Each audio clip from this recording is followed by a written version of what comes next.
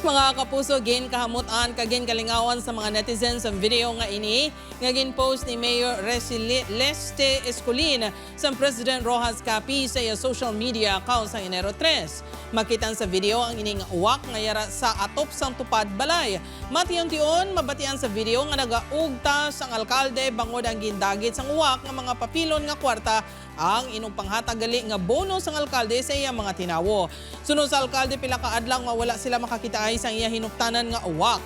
Gani sa nagpalapit ini sa iya wala siya maglaom nga dagiton sa iya uwak ang ginauyatan niya nga 3,000 pesos nga kwarta kag maglupad.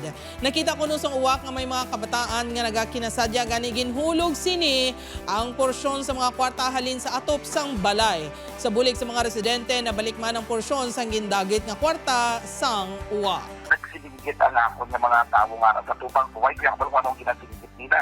Kaya galit din lupad na sa uwak ang kwarta pakasyo dito sa Tabuk Suba namon. Muto dahil sa ginubra niya, kinatag niya ang kwarta